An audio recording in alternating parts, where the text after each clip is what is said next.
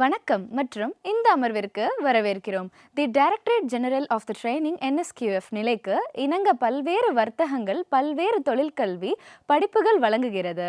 NSQF மற்றும் DGTயின் பல்வேறு பயிற்சி திட்டங்களை பற்றி மேலும் தொடர்ந்து கொள்ள இந்த அமர்வு உங்களுக்கு உதவியாக இருக்கும்.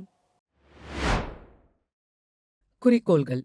இந்த அமர்வின் முடிவில் உங்களால் NSQF மற்றும் அதன் நிலைகளை விளக்கவும், DGTயால் செயல்படுத்தப்படும் பல்வேறு திட்டங்களை விளக்கவும் முடியும்.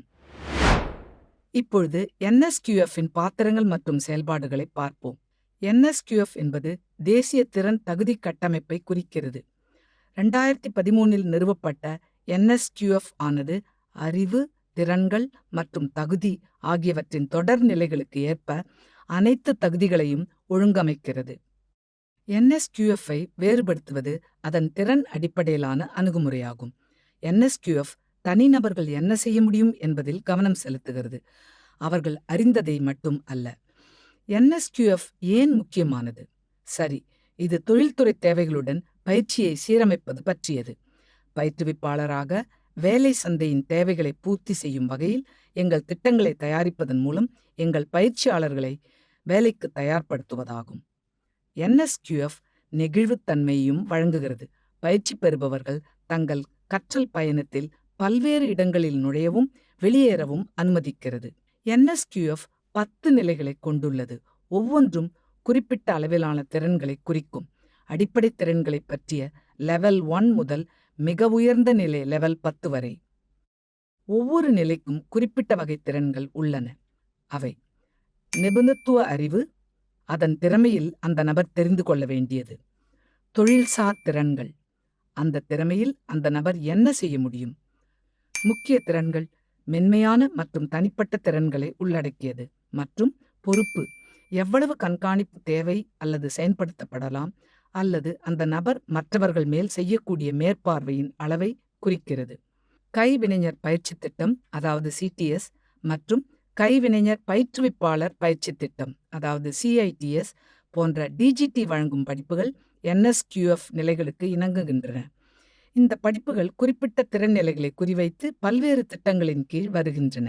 பயிற்சி இயக்குநரகம் பின்வரும் திட்டங்களை இந்தியாவின் தொழில் பயிற்சிக்காக செயல்படுத்தியுள்ளது. அவை: கைவினைஞர் பயிற்சி திட்டம் CTS, கைவினை பயிற்றுவிப்பாளர் பயிற்சி திட்டம் CITS, மேம்பட்ட தொழில் பயிற்சி திட்டம் AVTS மற்றும் அப்ரெண்டிஸ்ஷிப் பயிற்சி திட்டம் ATS. இப்போது இந்த திட்டங்களை விரிவாக பார்ப்போம். கைவினைஞர் பயிற்சி திட்டம் CTS. கைவினைஞர் பயிற்சி திட்டம் பல்வேறு வர்த்தகங்களில் தொழில்சார் திறன்களை வழங்குவதை நோக்கமாக கொண்டுள்ளது. நாட்டின் தொழில்நுட்ப மற்றும் தொழில்துறை முன்னேற்றத்திற்கு எரிபொருளாக திறம்பட்ட மனித வளத்தின் வளர்ந்து வரும் தேவையை பூர்த்தி செய்கிறது. இது பொறியியல் மற்றும் பொறியியல் அல்லாத வர்த்தகங்கள் இரண்டிலும் படிப்புகளை வழங்குகிறது. CTS படிப்புகளின் காலம் 1 முதல் 2 ஆண்டுகள் வரை. இந்த பயிற்சி காலத்தில் 70% நடைமுறை அனுபவத்திற்காக ஒதுக்கப்பட்டுள்ளது என்பது குறிப்பிடத்தக்கது.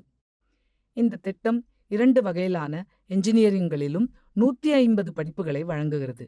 இதில் எலக்ட்ரானிக்ஸ், மெக்கானிக், ஃபிட்டர், வெல்டர் மற்றும் பல படிப்புகள் உள்ளன.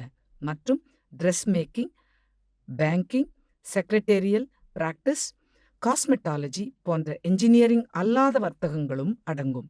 இந்த படிப்புகள் NSQF நிலை 4இன் கீழ் வருகின்றன. மேலும் சேர்க்கைக்கான குறைந்தபட்ச தகுதியானது வர்த்தகத்தை பொறுத்து 8 அல்லது 10ஆம் வகுப்பில் தேர்ச்சி பெறுவதாகும். இந்த படிப்புகள் தேசிய திறன் பயிற்சி நிறுவனங்கள் மற்றும் NSTI, NSTIW, அத்துடன் அரசு நடத்தும் ITIகள் மற்றும் இந்தியா முழுவதும் உள்ள தனியார் ITIகள் மற்றும் ITCகள் போன்ற மத்திய நிறுவனங்களில் வழங்கப்படுகின்றன. இந்த திட்டத்தில் சோதனைகள் DGTயால் நடத்தப்படுகின்றன. அதே நேரத்தில் சான்றிதழ்கள் NCVT மூலம் பாடநெறி முடிந்ததும் வழங்கப்படும். தற்பொழுது 26 லட்சத்திற்கும் அதிகமான பயிற்சியாளர்கள் பல்வேறு வர்த்தகங்களில் CTC படிப்புகளுக்கு சேர்ந்துள்ளனர். கைவினை பயிற்றுவிப்பாளர் பயிற்சி திட்டம் CITS. கைவினை பயிற்றுவிப்பாளர் பயிற்சி திட்டம் பயிற்சி நிறுவனங்களுக்கு அரை திறமையான மற்றும் திறமையான மனித வளத்தை பயிற்றுவிப்பதற்கு தேவையான திறன்களுடன் பயிற்றுவிப்பாளர்களை உருவாக்குவதை நோக்கமாக கொண்டுள்ளது.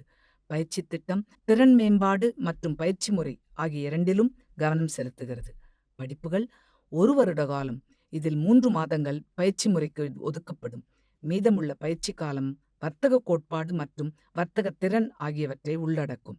இந்த திட்டம் பல்வேறு தொழில்நுட்ப திறன்களை உள்ளிடுகின்ற சார்ந்த 55 பணிகளில் பாடங்களை வழங்குகிறது. இந்த படிப்புகள் NSQF நிலை 6 கீழ் வருகின்றன. மேலும் சேர்வதற்கான குறைந்தபட்ச தகுதியானது கைவினைஞர் பயிற்சி திட்டம் CTS படிப்புகளை வெற்றிகரமாக முடிப்பதாகும். இந்த CITS 1 ஆண்டு படிப்புகள் பல்வேறு NSTIகள், விமன் NSTIகள், அத்துடன் பல அரசு மற்றும் தனியார் பயிற்சியாளருக்கான பயிற்சி நிறுவனம் ஆகியவற்றில் வழங்கப்படுகின்றன. DGT இந்த பயிற்சி திட்டத்தில் சோதனையை நடத்துகிறது. அதே நேரத்தில் NCVT பயிற்சியை வெற்றிகரமாக முடித்தவுடன் சான்றிதழ்களை வழங்குகிறது. மேம்பட்ட தொழில் பயிற்சி திட்டம் AVTS தற்பொழுதுள்ள தொழில்துறை தொழிலாளர்களின் திறன்களை மேம்படுத்த மேம்பட்ட தொழில் பயிற்சி திட்டம் அறிமுகப்படுத்தப்பட்டது. இது குறுகிய கால மாடுலர் படிப்புகள் மற்றும் குறிப்பிட்ட தொழில்துறை தேவைகளுக்கு ஏற்றவாறு வடிவமைக்கப்பட்ட படிப்புகளை உள்ளடக்கியது. இந்த திட்டத்தின் கீழ் தேர்ந்தெடுக்கப்பட்ட திறன் பகுதிகளின் அடிப்படையில் பயிற்சியின் காலம் 1 முதல் 6 வாரங்கள் வரை நீடிக்கும். இந்த திட்டம் பெரும்பாலும் பொறியியல் வர்த்தகத்தில் குறுகிய கால படிப்புகளை வழங்குகிறது. இந்த படிப்பில் சேர்வதற்கான தகுதி CTS படிப்புகளை வெற்றிகரமாக முடிப்பது அல்லது அதன் தொடர்புடைய வர்த்தகத்தில் பட்டம் அல்லது டிப்ளமோ பெறுவது ஆகும். நாடு முழுவதும் உள்ள அனைத்து NSTIகளிலும் AVTS படிப்புகள் வழங்கப்படுகின்றன. சோதனை மற்றும் சான்றிதழ் அந்தந்த NSTIகளின் தலைவரால் மேற்கொள்ளப்படுகிறது. 2007 முதல் இந்த திட்டத்தால் 3.5 லட்சத்திற்கும் அதிகமான தொழில்துறை தொழிலாளர்கள் மற்றும் தொழில்நுட்ப வல்லுநர்கள் பயனடைந்துள்ளனர்.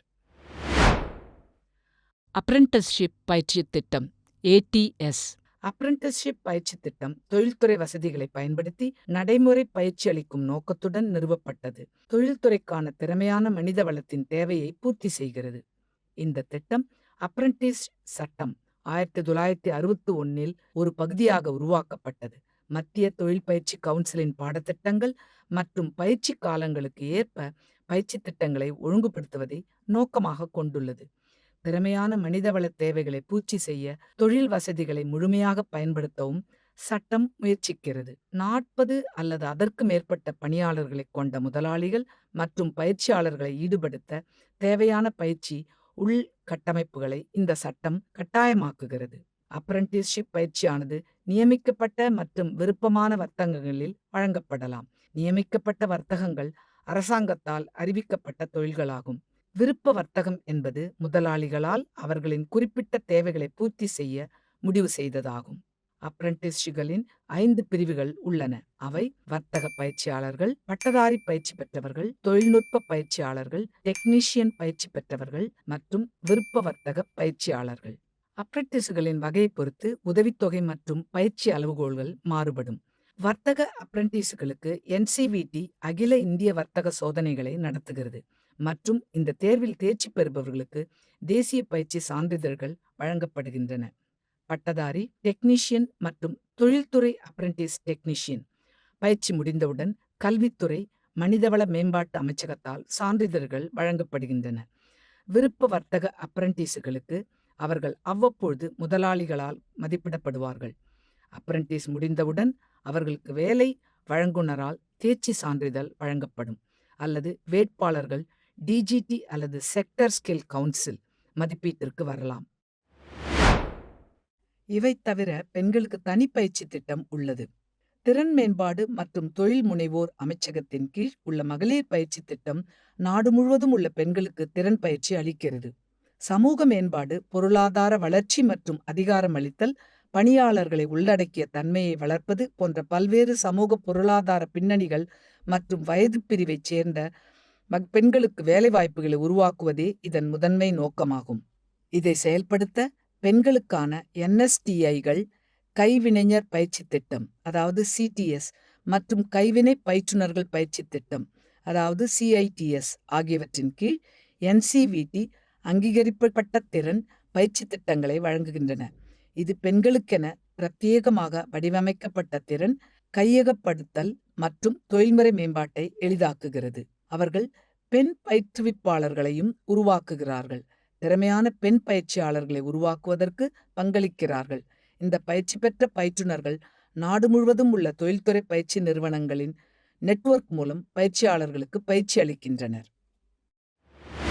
இது இந்த அமர்வின் முடிவிற்கு நம்மை கொண்டு வருகிறது. NSQF மற்றும் அதன் நிலைகள் மற்றும் DGTயால் செயல்படுத்தப்பட்ட பல்வேறு திட்டங்கள். பார்த்ததற்கு நன்றி. அடுத்த அமர்வில் சந்திப்போம்.